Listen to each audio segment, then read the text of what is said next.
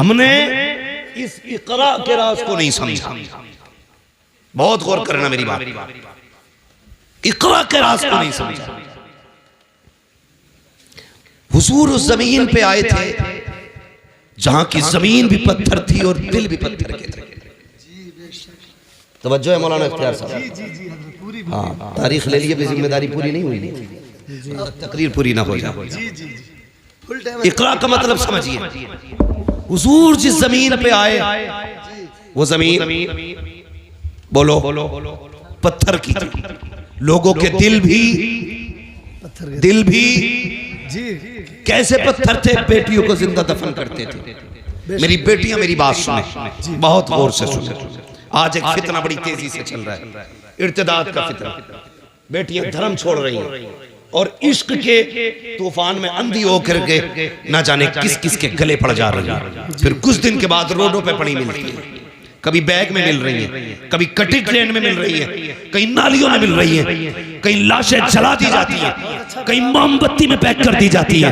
मेरी बेटी सुन तो सही, जब हुजूर नहीं आए थे तेरी औकात क्या थी? तुझे कत्ल करते टाइम बाप का हाथ नहीं कांपता था, माथे पे पसीना नहीं आता था। तुझे पैदा करने के बाद जिसके घर में पैदा होती थी वही दफन कर दिया जाता था।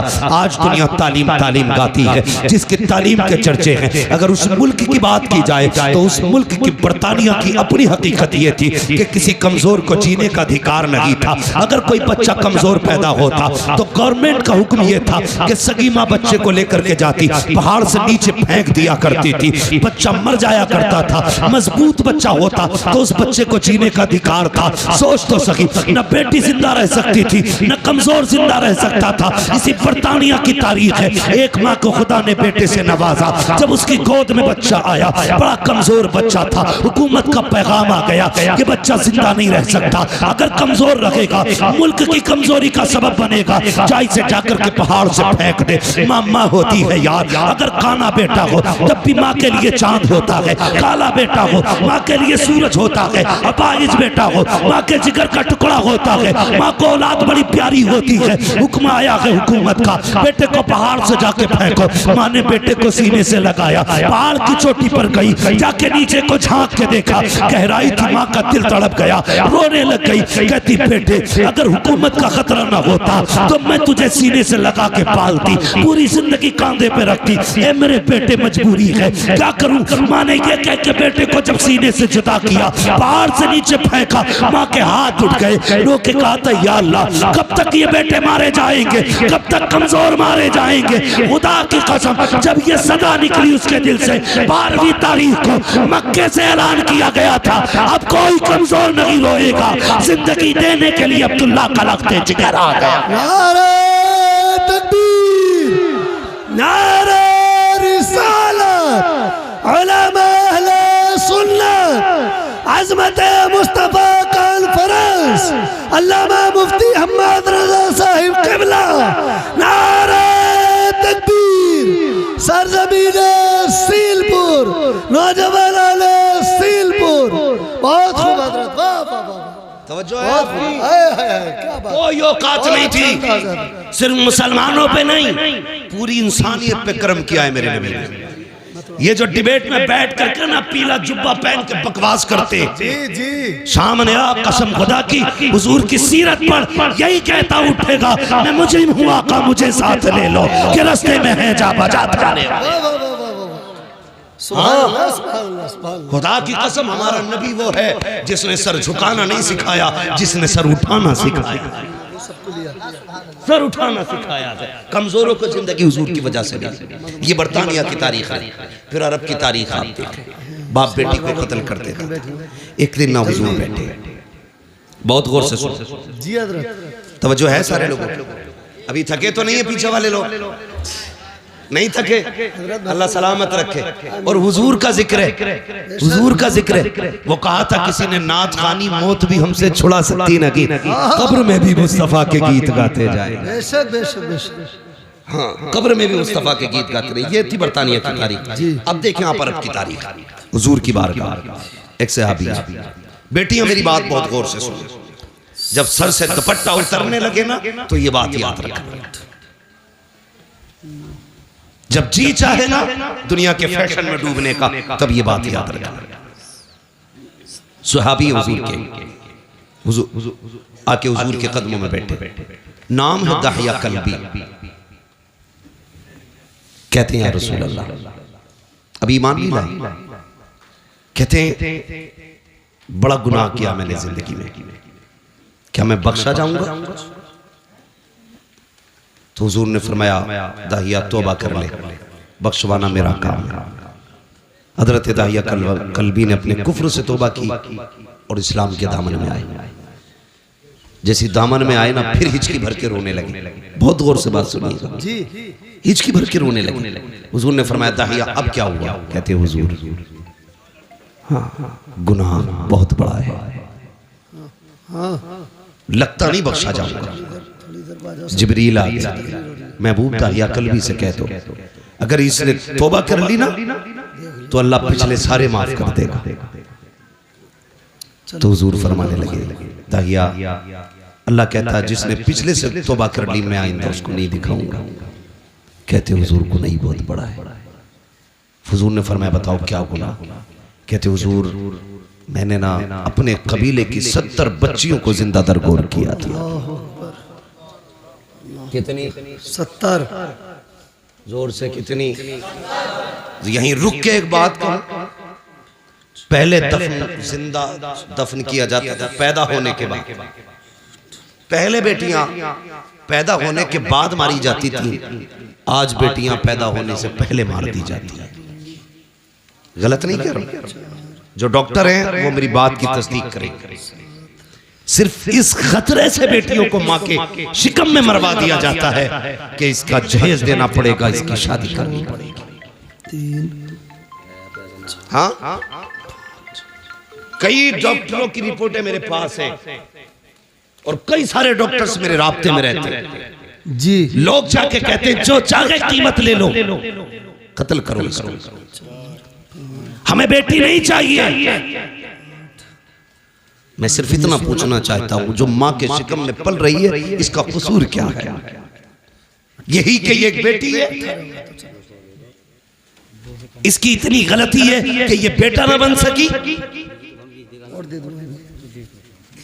तुम अपने रब की तखलीक से लड़ रहे हो और उसके फैसलों से टकराना तुम्हें बर्बादी से नहीं बचा सकता कोई जी। कुरान ये कहता अल्लाह जिसे चाहे बेटी दे, जिसे चाहे बेटा दे और जिसे ना चाहे उसे कुछ ना दे। बेटी ये तुम मरवा रहे हो, क्या तुमने बेऔलाद वालों को दीवारों में सर मारते नहीं देखा?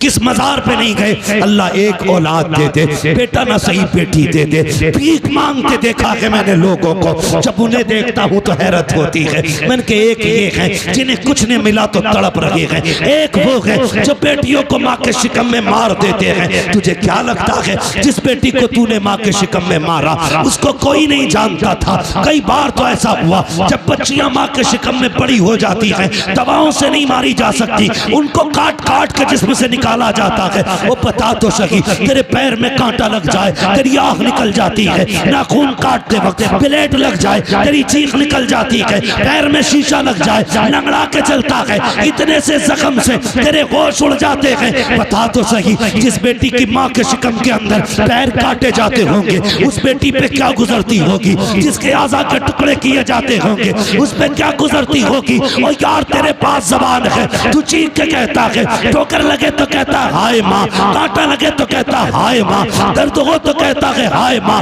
बता तो सही, वो बेटी जो शिकम के अंदर है जिसको काटा जा रहा है वो किसे पुकारेगी, किसको आवाज देगी? तो याद रख, उसे कोई सुने ना सुने लेकिन खुदा की कुदरत सुन रही है, खुदा की रहमत देख रही है। अगर तेरी वजह से कोई बेटी पेट में मारी गई, अल्लाह उस वक्त तक जन्नत नहीं देगा जब तक उसकी एक एक आंख की कीमत न ले लेगा। और याद रख, मैं इसलिए कहता हूँ आज ले उनकी पना, आज मदद मांग उनसे, कल न मानेंगे कयामत में आकर मानेंगे। सुभान अल्लाह, सुभान अल्लाह, सुभान अल्लाह।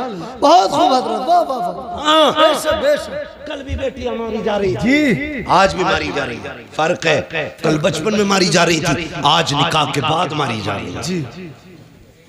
बहुत अच्छा पैगाम है, बहुत अच्छा पैगाम। अभी चंद दिन पहले की खबर है, एक बच्ची को सिर्फ इसलिए निकाल दिया गया घर से कि वो ससुराल वालों की मनपसंद का बेड नहीं लाई थी, उनकी पसंद का सोफा नहीं लाई थी, उनकी पसंद का सामान नहीं लाई थी। खुदा का वास्ता यार, खत्म करो ये तमाशे, खत्म करो। अगर हम नहीं बदलेंगे ना तो फिर कुछ नहीं बदलेगा। जी बेशक, ये सुन लेना मेरी बात, अगर हम नहीं बदलेंगे तो ये फिर कुछ नहीं बदलने वाला।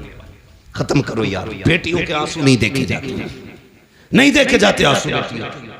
यार किसी को खाली हाथ भी लेके आप फिर देख खुदा कितना देता है। जी मेरे हुजूर ने कितनी निकाह की हैं? एक रिवायत के मुताबिक 9 निकाह फरमाए, दूसरी रिवायत के मुताबिक 11 निकाह फरमाए, है ना? 9 ले लो या 11 ले लो, एक रिवायत दिखा दो जिसमें हुजूर ने जहेज मांगा हो। जी है ना? नारे कितने बड़े लगते हैं, गौस का दामन नहीं छोड़ेंगे। जी मुहर्रम आ रहा 10 दिन तो बिल्कुल ऐसा हो जाएगा, मुंह के बल गिर जाएगा जैसे करबला से भी आ रहा है ना? 10 दिन। एक तो ये कह रहा ढोलक बजा रहा मस्जिद के आ गई, उससे कह नमाज का टाइम हो गया, तो कह रहा इतने 10 दिन मस्जिद कहीं और ले जाओ, ये ढोलक यही बजेगी।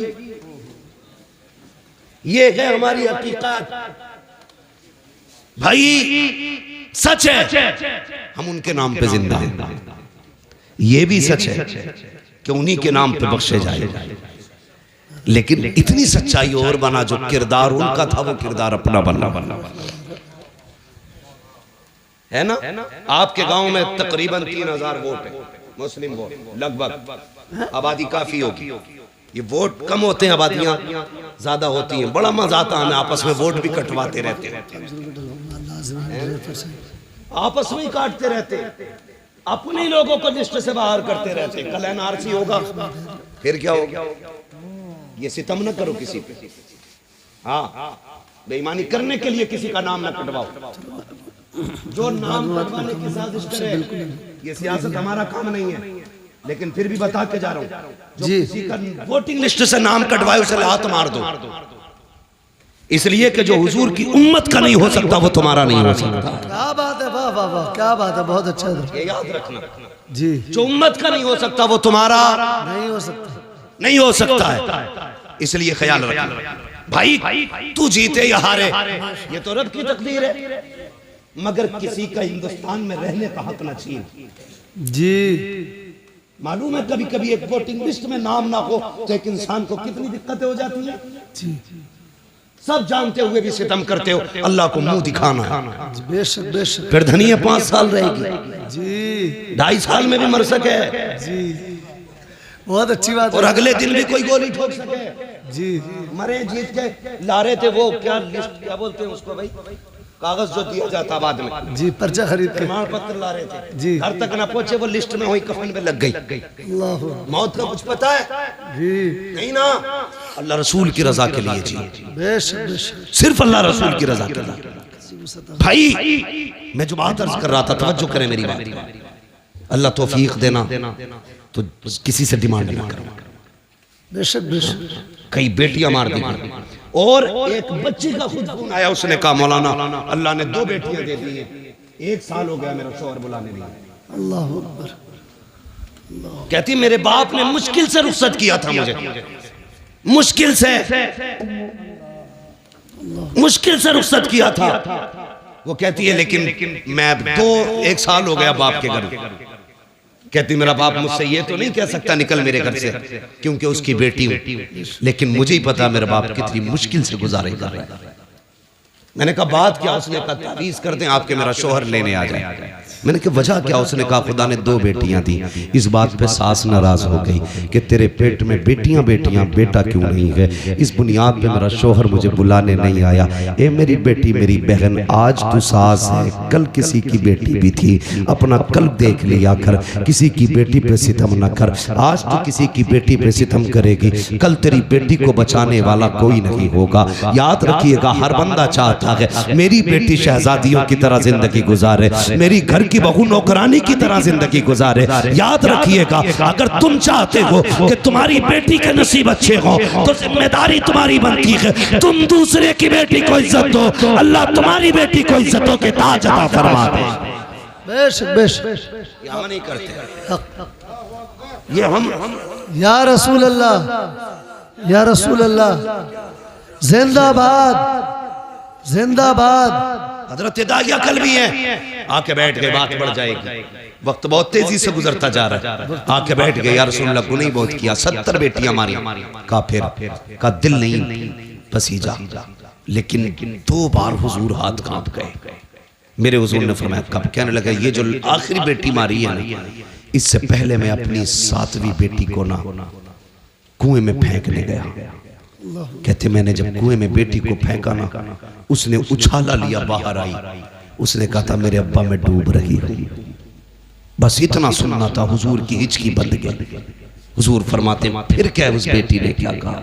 हुजूर जब डूब के ऊपर उठी ना, उसने कहा अब्बा मुझे बचा ले, अब्बा मुझे बचा ले। हुजूर की नबुव्वत वाली आंखें बरस गई। कहते या रसूल अल्लाह, अभी इस गम से उभर आना था कि परदेश जाने लगा, खुदा ने फिर बेटी दे दी। मुख्तसर बता रहा हूँ, कहते खुदा ने फिर बेटी दे दी, वो बीवी ने छुपा के 6-7 साल पाली। कहते या रसूल अल्लाह, बच्ची बड़ी हो गई, मैं घर आया ना, एक दिन दरवाज़ा खटखटाया, दरवाज़ा बंद था। मैंने कहा कौन? कहा कि तू कौन? कहा मैं इस घर का मालिक हूँ। अंदर से आवाज़ आई, अगर तू इस घर का मालिक है तो मैं मालिक की बेटी हूँ। कहा इतना कह के दरवाज़ा खुला, बच्ची मेरे कदमों से लिपट जाती है। या रसूल अल्लाह, वो पहला प्यार बेटी का, कभी कदमों से लिपटती, कभी दामन खींचती। कहती थी अब्बा परदेश गया था, 7 साल हो गए। अम्मी कहती थी तू परदेश गया है। अब्बा जब मैं किसी के बच्चों को बाप से प्यार करती देखती थी, तेरी याद आया करती थी। ए मेरे बाप इस दिन का बड़ा इंतजार था, उठा मुझे सीने से लगा ले। कहते हैं या रसूल अल्लाह, बेटी का लहजा था, मैं परेशान हो गया, मुझे तो नफरत थी बेटी से, मगर हैरत थी या रसूल अल्लाह, बच्ची अपनी जिंदगी के दुख दर्द सुनाती रही, लेकिन मुझे कोई तरस नहीं आया। इतना सुना, नबुव्वत वाली आंखें बरसती जा रही हैं। हजरत उमर को जलाल आ गया। कहते दाहिया जबान बंद कर, देखता नहीं हुजूर किस दर्द के साथ रो रहे हैं। आका ने फरमाया उमर चुप हो जा। दाहिया बता फिर क्या किया उस बेटी के साथ? कहते या रसूल अल्लाह, मैंने बच्ची को धक्का दिया, अपने बिस्तर पे लेट गया। या रसूल अल्लाह, जब रात आई है, मेरी बच्ची मेरे पैर दबाने बैठ जाती है, रात को चादर उड़ाती है। सुबह को या रसूल अल्लाह सवेरे आई, मेरे चेहरे से कपड़ा हटाया, मेरे माथे को बेटी ने चूमा के कहती अब्बा उठ जा, सवेरा हो गया है। यार जो बेटी वाले हैं वो एहसास करेंगे, तुम परदेश से वापस आते हो, सब सो जाते हैं, बेटियां जागती रहती हैं। अगर तुम रात को आते हो, कहती अब्बा ठहर जा, गरम रोटी बना देती हूँ। अगर बेटी कितनी गरीब क्यों ना हो, बाप परदेश से आता है, बेटियां चूल्हे जला दिया करती हैं। मेरा बाप है ठंडा खाना नहीं खिलाना है, मेरा बाप है ठंडी रोटी नहीं खिलाना है। ये बेटियों के रिश्ते बाप से होते हैं। खुदा का वास्ता कभी बेटियों को हकीर न समझना, बेटियों को कमतर न समझना। जो कुर्बानियां बेटियां दे जाती हैं वो कभी बेटे नहीं दिया करते हैं। अल्लाहु अकबर। दाहिया कल भी कहते हैं या रसूल अल्लाह, बेटी मेरे पैर दबाती है, इतना प्यार मुझसे करती थी, आका मेरे सीने में प्यार जागने लगा, इतना प्यार जागा कि मैं उससे मोहब्बत करने लग गया। अब आका कभी बेटी को कंधे पे बैठाता, कभी सीने से लगाता। एक दिन बेटी कहने लगी अब्बा मुझे कभी मेले लेके जा, कभी बाजार दिखा। कहते या रसूल अल्लाह, मेरी बेटी के इसरार थे। अल्लाह अकबर। कहते एक दिन मार्केट में था, बाजार में था, किसी ने कहा दाहिया, कहा जी, कहा ठहर तो सही, कितना बड़ा चालाक है तू, अपनी बेटी को बचा के हमारी बेटियां कत्ल करके कितने सुकून से जी रहा है। अल्लाह अकबर। कहते हैं जब हुजूर इतना ताना दिया ना, मैं बर्दाश्त न कर सका, घर आया, शाम का इंतजार करने लगा। जब रात आई ना, मेरी बेटी अपनी माँ के आंचल तले सोई थी। मैंने रात को उठ के आहिस्ता से आंचल उठाया, जैसी माँ की गोद से बेटी को हटाया, वो कुछ कहना चाहती थी, मैंने उसके मुंह पे हाथ रख दिया। या रसूल अल्लाह, मैंने उसे बोलने न दिया, इसी हालत में बस्ती के बाहर लाया। बच्ची कहने लगी अब्बा किधर जा रहा है? मैंने कहा बेटी दावत में जाना है। बच्ची साथ चल रही है। या रसूल अल्लाह, मैं नंगे पैर था, पत्थर पैर में लगा, खून बहने लगा। बेटी ने कहा बाबा तेरे पैर से खून बह रहा है। मैंने कहा बेटी कोई बात नहीं। उसने कहा बाबा जिस रोटी के लिए बाप के पैर का खून बहाना पड़े, हमें वो रोटी नहीं चाहिए। बाबा लौट चलो। कहा लेकिन आका मेरे सिर पे जुनून सवार था, मैं नहीं पलटा, आगे बढ़ा। जंगल आ गया, सूरज निकल आया, रेतीली वादी थी, मैंने मिट्टी हटाई। बेटी कहने लगी अब्बा क्या कर रहे हो? कहा बेटी खेल ना गए। मेरी बेटी भी साथ लग गई, वो मिट्टी हटाती जाती, मैं भी मिट्टी हटाता। कहते या रसूल अल्लाह, आज भी वो कयामत भरे उसके लम्हे याद आते हैं। कौन से दागिया? काका जब माथे पे पसीना आया, अपने दुपट्टे से उसने मेरा पसीना साफ किया। या रसूल अल्लाह, बेटी नहीं जानती थी ये खिलौना नहीं है, मेरी मौत का खड़ा खुद रहा है। बेटी को ख्याल तक ना था मुझे इसी में दफन किया जाएगा। या रसूल अल्लाह, गड्ढा खुद के तैयार हुआ, मैंने बच्ची को करीब बुलाया। बच्ची आके मेरे चेहरे को देखने लगी। अब बाप क्या करेगा? कब मैंने बेटी को धक्का दिया, बेटी गड्ढे के अंदर गई। कहते बेटी मुझे देख के मुस्कुराती रही, वो सोच रही थी ये खेल रहा है, लेकिन या रसूल अल्लाह मैं खेल नहीं रहा था, मैंने मिट्टी डालना शुरू की। बेटी मुस्कुराती रही। या रसूल अल्लाह, मिट्टी पड़ते पड़ते सीने तक आ जाती है। इतना जुमला कहा ताकि कल्बी की जबान कांप जाती है, होठ बंद हो जाते हैं। आका कहते दागिया फिर क्या किया? कहते आका हिम्मत नहीं हो रही है, कैसे बताऊं? कहते बता ना फिर क्या किया? कहते आका जब सीने तक मिट्टी आ गई, बच्ची का दम घुटने लगा। कहती है अब्बा अब बस हाथ रोक ले, मिट्टी ना डाल, अब सांस नहीं आ रहा है, दम घुटने लगा है। आका जब बच्ची ने इतना कहा, मैंने हाथ नहीं रोके, बच्ची के मिट्टी गले तक आ गई। बच्ची को ये लगा कि मैं उसको बचाऊंगा नहीं, हाथ नहीं रोकूंगा। उसने कहा अच्छा एक बात बता बाबा, मुझे मारना चाहता है, कत्ल करना चाहता है। बच्ची ने कहा था ए मेरे बाप, मुझे कोई शिकवा नहीं है, कोई शिकायत नहीं है, बस इतना बता दे अब्बा मुझे कत्ल क्यों करना चाहता है? क्या तुझे मेरी सूरत अच्छी नहीं लगी, या मेरी आदत अच्छी नहीं लगी, या तुझे लगता मैं तुझ पे बोझ बन जाऊंगी? ए मेरे बाप, तुझे लगता है मैं खिलौने मांगूंगी? अगर तुझे ये लगता है मैं तेरे ऊपर बोझ बनूंगी तो मेरे बाप तेरी बेटी वादा करती है यहाँ से निकाल ले, मुझे मौत ना दे, मुझे निकाल के छोड़ दे, मैं किसी गरीब के छप्पर में गुजारा कर लूंगी, कभी तेरे सामने नहीं आऊंगी। ए मेरे बाप, अगर तुझे मेरी सूरत अच्छी नहीं लगी तो मेरे बाप मुझे निकाल दे, कभी तेरी नजरों के सामने नहीं आऊंगी। ए मेरे बाप, अगर तुझे लगता है मैं तुझसे रोटी का सवाल करूंगी, सारी जिंदगी फाके से काट दूंगी, लेकिन रोटी नहीं मांगूंगी। ए मेरे बाप मुझे निकाल ले। जब बोलते हैं मैंने नहीं रोका हाथ, उसने कहा था बाप अगर कत्ल ही करना चाहता है तो बस इतना बता तेरी बेटी का कसूर क्या है, मेरी खता क्या है? कहते आका उसने इतने जुमले कहे, मैंने मिट्टी डालना शुरू की, बच्ची ने हाथ उठा दिए, आसमान की तरफ निकाह गई थी, होठ हिलने लगे। मैं सोचने लगा ये क्या कह रही है, कहीं बददुआ तो नहीं कर रही है? कहते मैंने कान करीब किए तो वो कह रही थी ये मेरे मालिक बता तो सही, हमने सुना कि कोई तेरा महबूब आएगा, वो आएगा तो बेटियों को जिंदगी मिलेगी। ए मेरे परवरदिगार, अगर बेटियों को जीने का अधिकार नहीं है तो जिंदगी क्यों दे रहा है? और अगर जिंदगी दे रहा है तो बता बचाने वाला कब आएगा? आका कहते हैं उसी बच्ची की सदा पर लब्बैक कहते हुए 12वीं तारीख को अब्दुल्ला के आंगन में जो ऐलान किया गया था वो कोई और नहीं था बल्कि मुहम्मद रसूलुल्लाह का ऐलान।